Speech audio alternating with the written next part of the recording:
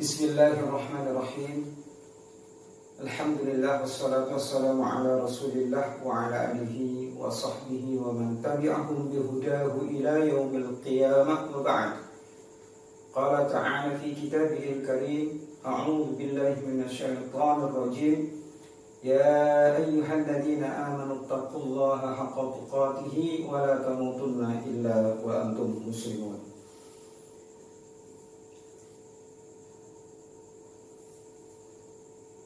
Adik-adik siswa kelas 9 yang berbahagia, pada pertemuan kedua kali ini masih dalam pelajaran jarak jauh secara online atau luring ataupun daring,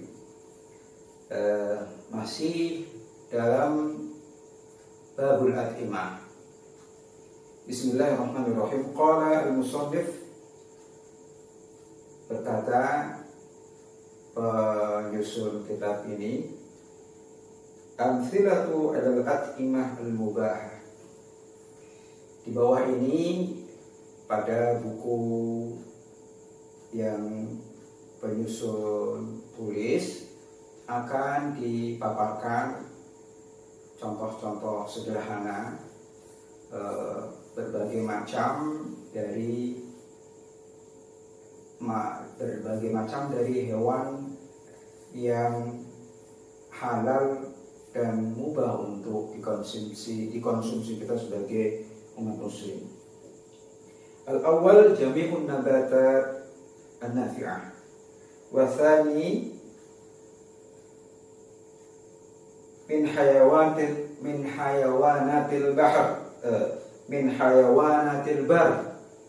wa thalith min hayawanatil bahr,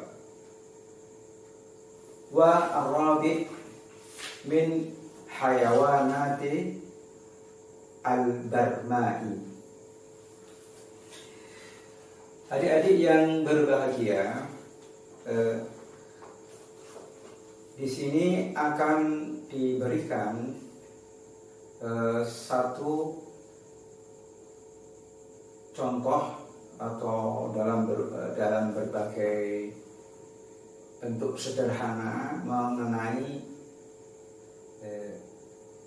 hewan ataupun makanan-makanan baik berupa hewani maupun nabati yang boleh dikonsumsi, yang mempunyai hukum halal bagi kita.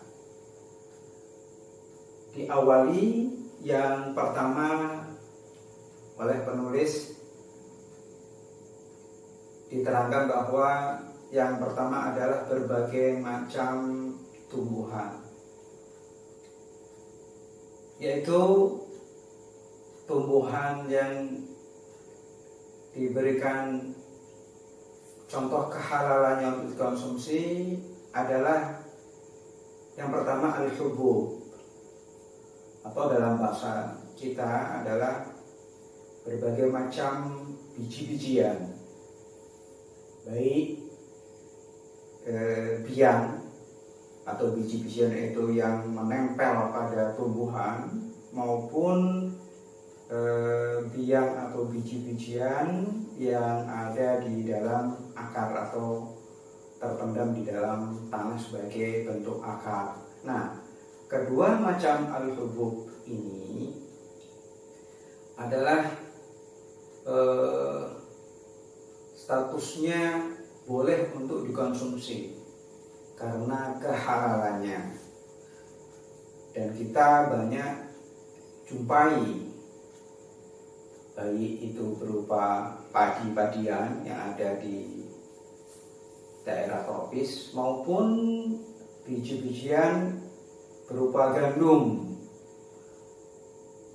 atau yang ada di dalam tanah berupa umbi-umbian. Nah, kedua macam bentuk yang tadi disebutkan adalah sumber makanan yang kebanyakan mempunyai karbohidrat, sehingga sangat diperlukan untuk kehidupan manusia. Dan ini sudah diterangkan oleh penulis atau penyusun buku. Berbagai macam biji-bijian maupun umbi-umbian ini adalah halal karena atau tidak mempunyai madarat ataupun bahaya. Yang kedua, memang layak untuk dikonsumsi dan higienis sebagai alasan dasar kehalalannya. Kemudian yang kedua adalah athimar atau tumbuhan dalam bentuk buah-buahan, yaitu hasil dari tanaman itu sendiri yang berupa buah. Kalau di tempat kita banyak mengenal berbagai macam buah-buahan tropis, dan kebanyakan kondisinya segar dan layak untuk dikonsumsi kita sebagai sumber vitamin bagi kita untuk kita konsumsi.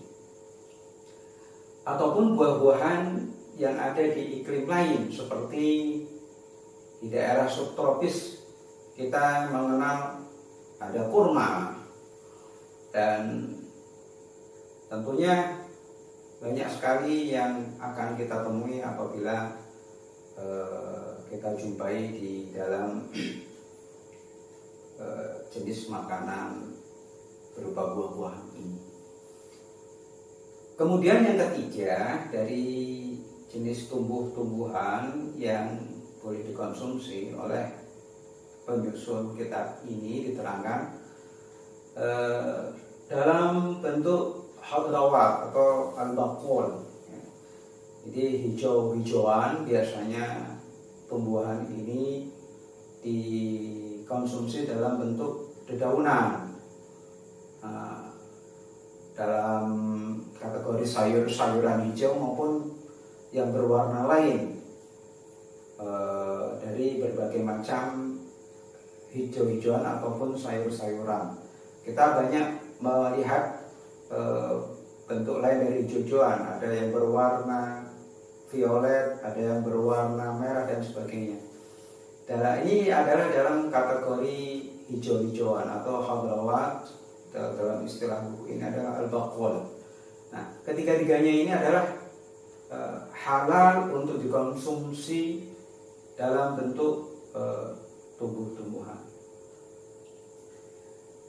Masih ada satu, yaitu yang keempat, yaitu sumber makanan dari tumbuhan yang berbentuk minyak nabati atau dalam bentuk lemak, sehingga kita mengenal banyak bentuk lemak atau minyak yang dihasilkan dari jenis tumbuhan. Kita mengenal ada minyak yang dikonsumsi untuk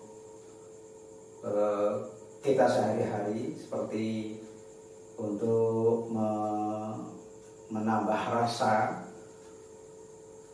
Ada minyak jagung, minyak sayur, ada minyak habatus sauda dan sebagainya. Itu salah satu beberapa contoh saja. Dan masih banyak jenis lemak nabati yang bisa dikonsumsi karena kehalalannya.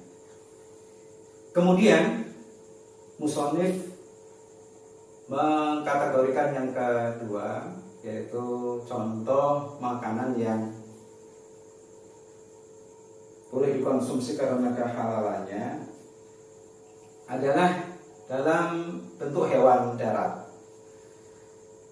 Baik itu hewan yang dibudidayakan dalam bentuk ternak seperti sapi, kerbau, kemudian ada berbagai macam kambing atau domba, itu semuanya dalam bentuk budidaya ataupun ternak. Ada juga macam yang lain yang boleh dikonsumsi dari hewan darat ini, yaitu hewan-hewan yang tergolong liar seperti keledai liar ataupun hewan-hewan lain yang ada di alam yang tidak dijinakkan atau diternakan, seperti berbagai macam kelinci dan hewan-hewan lain yang halal untuk dikonsumsi. Nah, ketentuan dari hewan darat ini, karena kedua macam ini harus disembelih, ya. Karena darah itu harus ditumpahkan untuk hewan yang ketentuannya harus dikonsumsi untuk kehalalannya, yaitu dengan cara disembelih secara Islami. Termasuk juga hewan darat oleh penyusun dimasukkan pula hewan yang mempunyai sayap seperti jenis-jenis merpati, ayam-ayaman, dan jenis aves yang lain yang halal untuk dimakan. Kemudian adik-adik, jenis yang ketiga yang dikategorikan halal untuk dikonsumsi adalah hewan air, atau dalam bahasa Arab hayawanul bahr. Baik hewan-hewan yang termasuk dalam kategori air tawar maupun dalam kategori air laut. Berbagai macam kedua jenis hewan air ini layak dikonsumsi dan halal untuk dikonsumsi, karena Rasulullah SAW sendiri telah membolehkan dalam suatu sabdanya, atau kama qala tahuru ma'uhu wal hillu maitatuhu, di mana Nabi SAW telah bersabda bahwa dari lautan ataupun air tawar itu airnya bisa untuk bersuci. Dari air laut airnya bisa untuk bersuci, berwudu, untuk menghilangkan hadas dan sebagainya. Dan halal bangkainya. Disebut halal bangkainya, yang dimaksud adalah hewan-hewan jenis air yang boleh dikonsumsi karena kehalalannya, walaupun dalam bentuk maitah atau dalam bentuk tidak disembelih, mati karena tidak disembelih, walaupun disebutkan dalam bentuk bangkai, yaitu halal bangkainya, di mana jenis hewan yang disebutkan di dalam kategori hewan air ini tidak diperlukan untuk disembelih seperti hewan darat. Dan keduanya dari jenis hewan air tawar maupun air laut ini adalah halal untuk dikonsumsi. Dan adik-adik, kemudian musannif mengkategorikan dari makanan yang halal untuk dikonsumsi ini adalah selain tadi yang ketiga, yaitu dari tumbuh-tumbuhan, dari hewan darat, dari hewan air, dan yang keempat adalah dari hewan amfibi. Dalam bahasa Arab dikenal dengan istilah al-hayawanat al-barma'i. Contoh-contoh dari hewan amfibi ini banyak sekali dijumpai dalam keadaan sehat untuk dikonsumsi dan boleh karena kehalalannya. Seperti hewan-hewan yang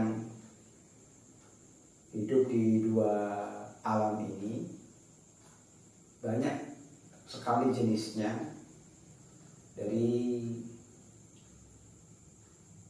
kepiting, kemudian jenis-jenis yang lain, kecuali ada beberapa yang memang tidak dibolehkan untuk dikonsumsi, seperti kita mengenal berbagai macam jenis katak ya, karena memang ada dasar hukumnya dari hadis ya, yang tidak membolehkan untuk mengkonsumsi jenis katak ini. Kemudian tidak dibolehkan juga untuk mengkonsumsi hewan amfibi ini, yaitu timsah ataupun buaya ya. Jadi memang dasar hukum yang melarang untuk mengkonsumsi hewan jenis yang ini, seperti tadi buaya dan katak itu, ada dasar hukum yang melatar belakangi keharamannya untuk dikonsumsi. Kemudian termasuk hewan amfibi yang tidak boleh dikonsumsi adalah jenis hewan yang mempunyai racun ya. Ada beberapa jenis tertentu dari katak yang memang punya jenis racun tertentu yang apabila dikonsumsi akan memberikan mara bahaya bagi yang mengkonsumsi. Adik-adik yang berbahagia, mungkin barangkali itu yang bisa disampaikan pada sesi kedua dari pelajaran secara jarak jauh ini, sehingga nanti bisa untuk dibuka kembali bukunya. Kemudian dari pelajaran ini hanya membantu untuk memahami keterangan-keterangan yang ada di dalam buku yang kalian punyai setelah beberapa hari ini kalian baca. Oleh karena itu Ustadz banyak menghimbau untuk lebih membuka lagi literasi sehingga bisa dipahami keterangan dari musonif yang kami terangkan barusan, sehingga kita berharap untuk pertemuan yang akan datang kita sudah bisa bertemu lagi di dalam kelas 9. Demikian kami ucapkan banyak terima kasih atas perhatiannya. Kita berdoa bersama-sama dengan ditutup doa kafaratul majlis. Subhanakallahumma wa bihamdika asyhadu an la ilaha illa anta astaghfiruka wa atubu ilaik.